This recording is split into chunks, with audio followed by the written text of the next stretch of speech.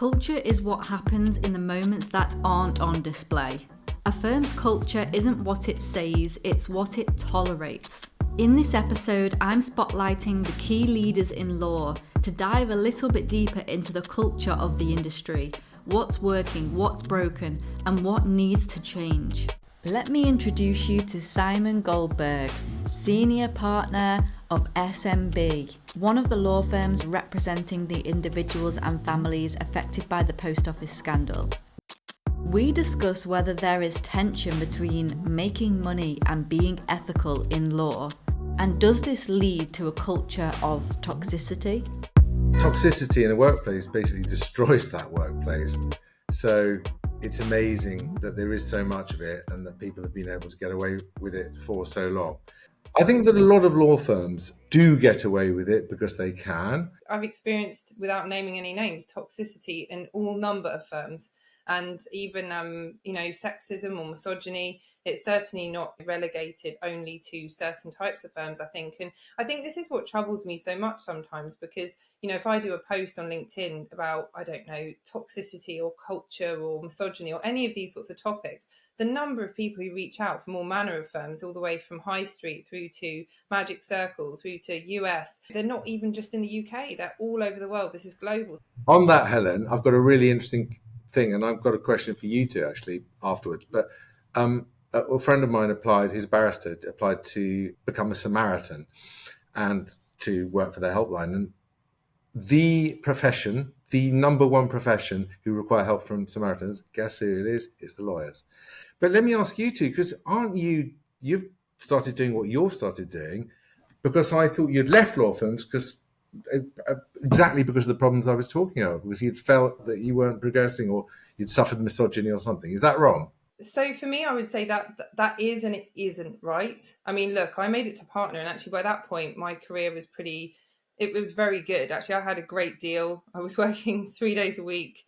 I mean, look, I put in probably more hours than the 3 days out of my choice, but I was very well recognized. I was very well valued. I was, 6 years qualified as a partner. I'd done very well. So I didn't leave because of, look, my boss was female.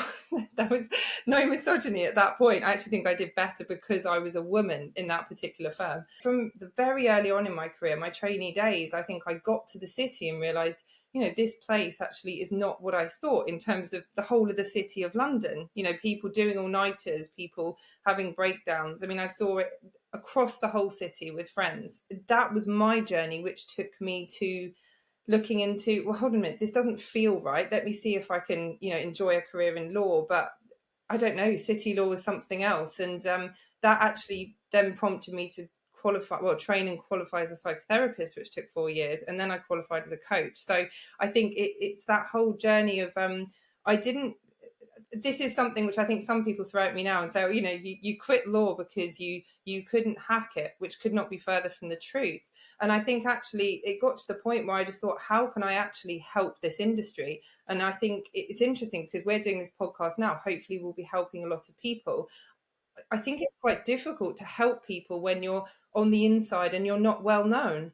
Like, no one cared who I was then. I would do articles and it might get a few people reading it. Now I have 30,000 followers and I have millions of views, but I'm no longer a lawyer. So I don't know how that lands, but it's an interesting reflection.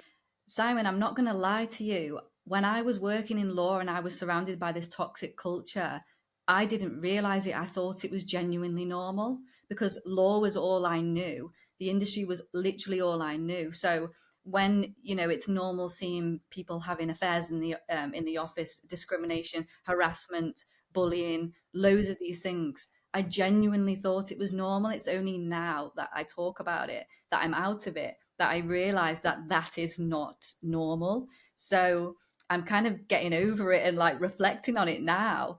But the reason why I left law was because I wanted to leave the 9 to 5 life and I wanted to live a life of travel and work as opposed to anything else. And yes, I wasn't comfortable in those environments, but I just thought that was just 9 to 5 life, which is actually probably a very, very sad thing to think about, Oh, that's interesting. That's a more optimistic answer than perhaps I was expecting. And I call that, a classic textbook example of toxicity in the workplace.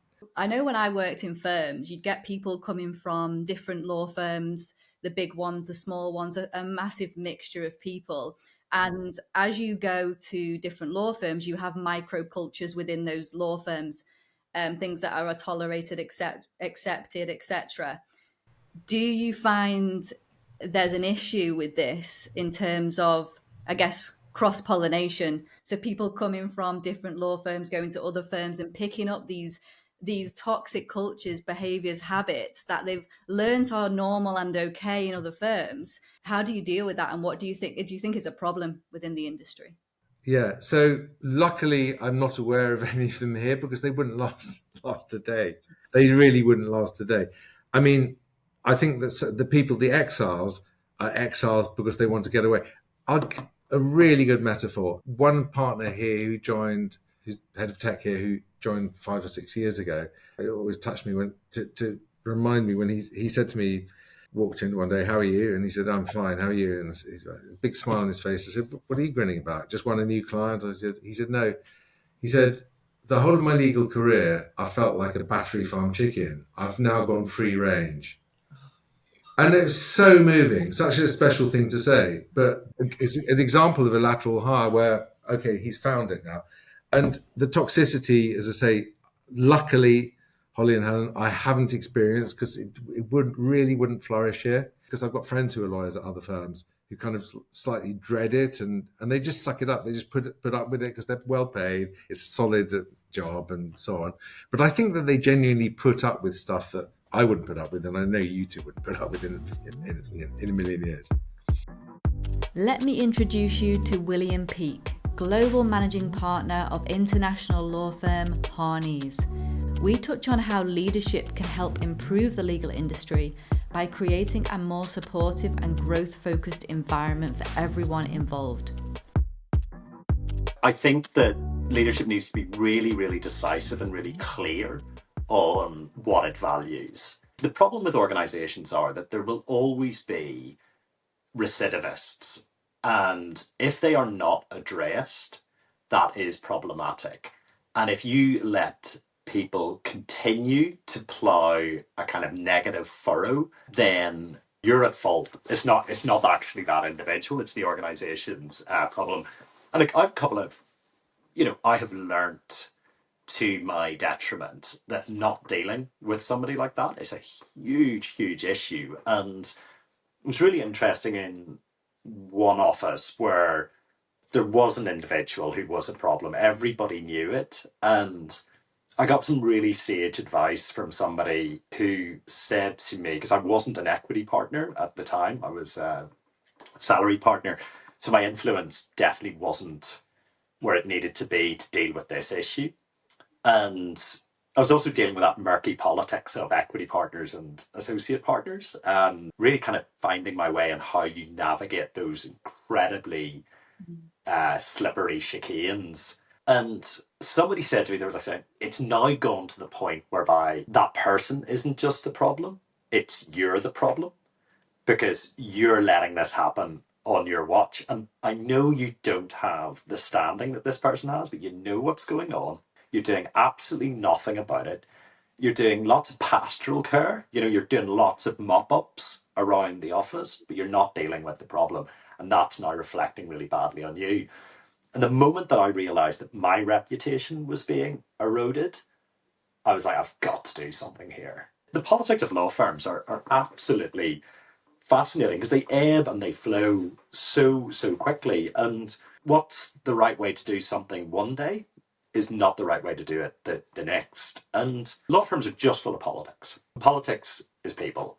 So you've got to deal with people on an individual basis. I mean, never walk into a committee meeting without knowing where everybody's vote is going, what everybody feels about something. Now, look, that's exhausting for the person chairing the meeting, but it's way less exhausting than dealing with something unraveling after a meeting. So yeah, you've got to take a stand, and you've got to recognize that you will lose the dressing room so quickly, and that no amount of good culture will withstand not dealing with problematic individuals.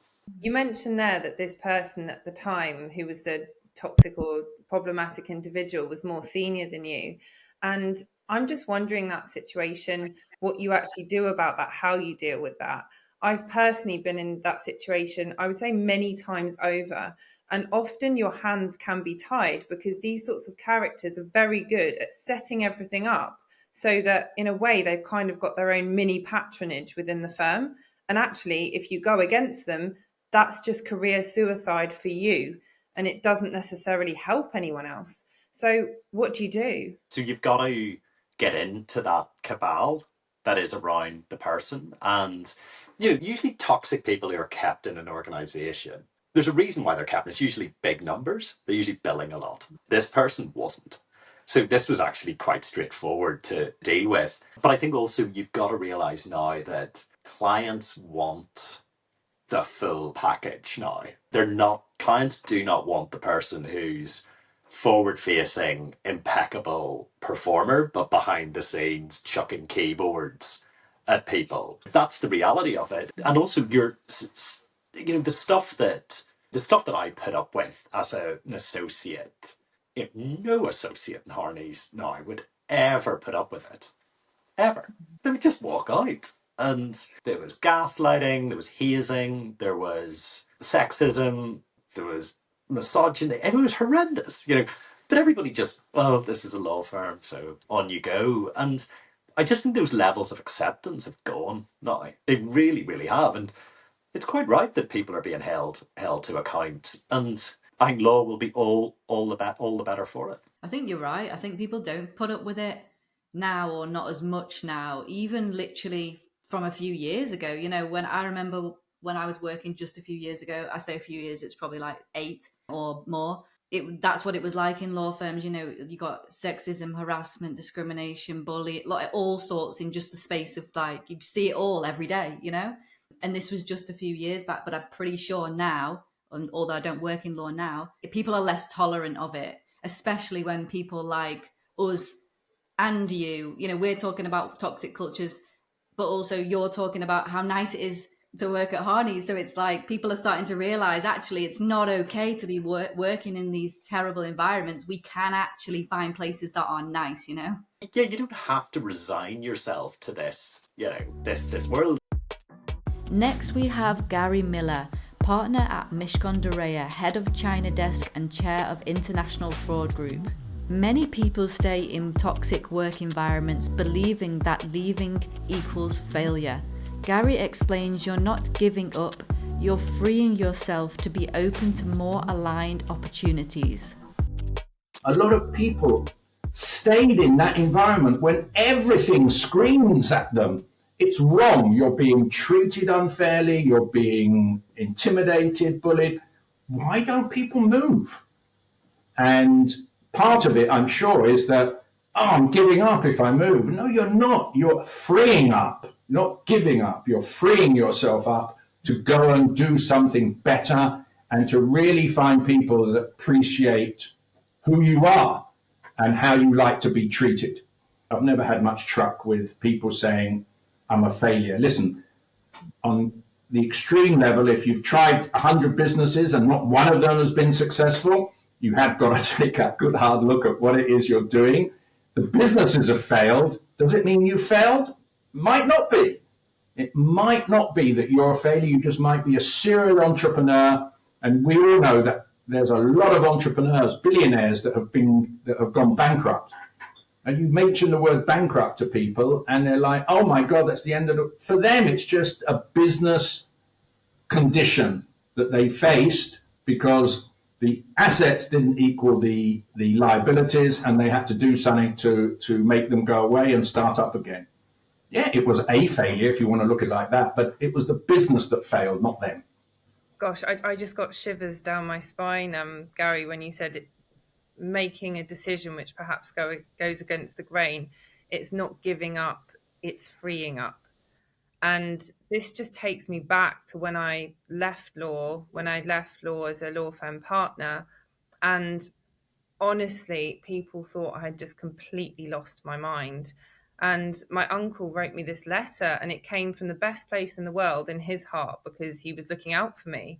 And he essentially said, look, Helen, your psychotherapy stuff that you do, because that was kind of what I was into at that point. He was like, that's kind of for you to just enjoy on the side.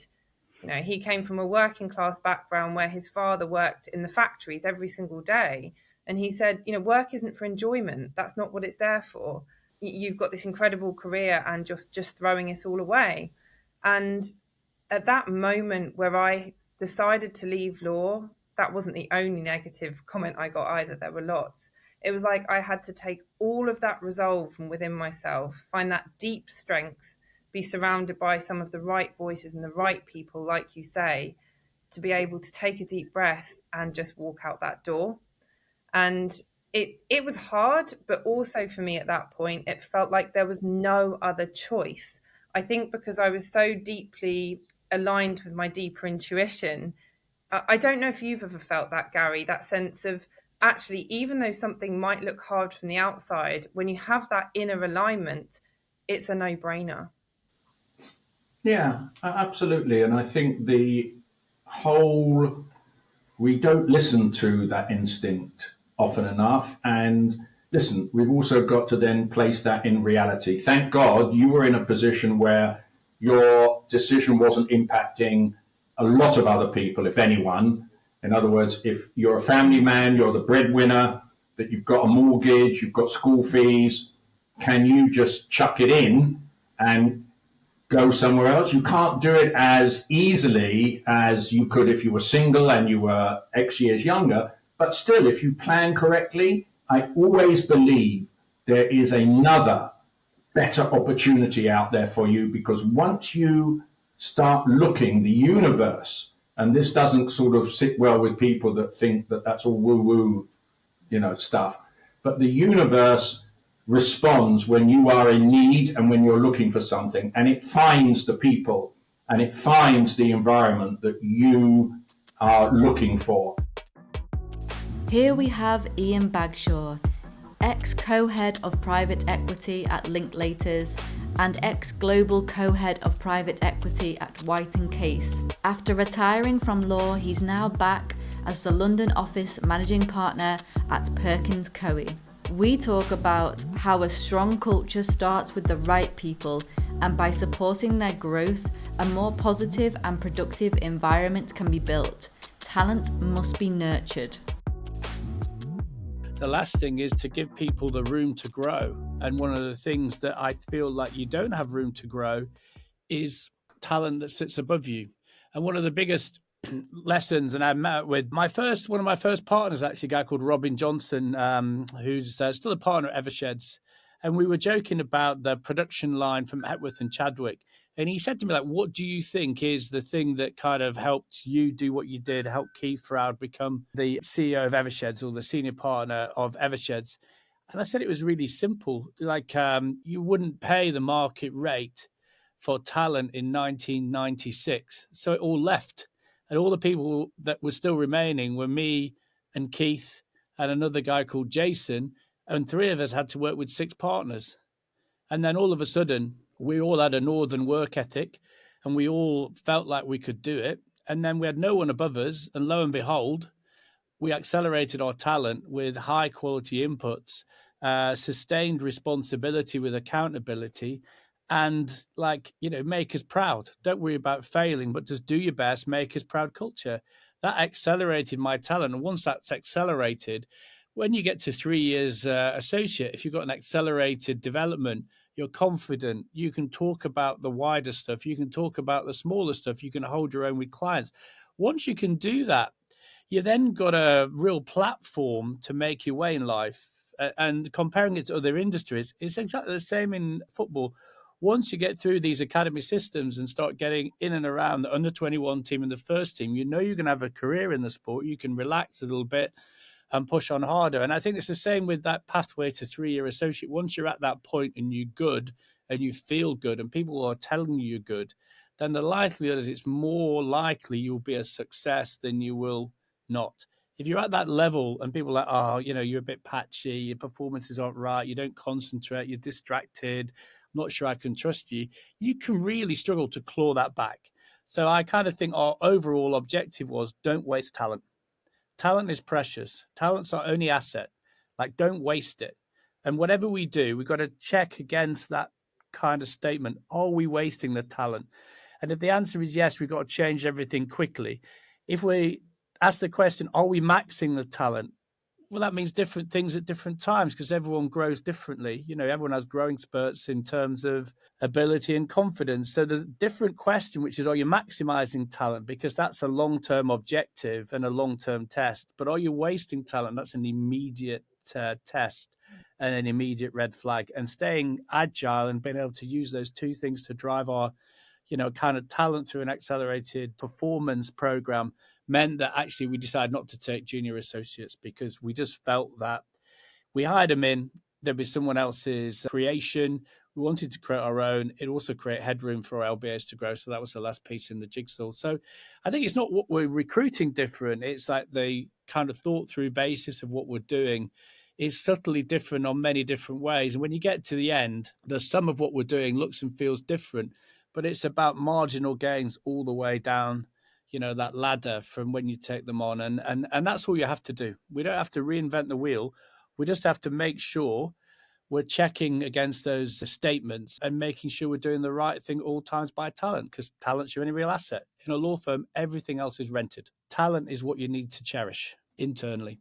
You cherish clients externally, but talent has to be cherished, has to be nurtured. That's your responsibility.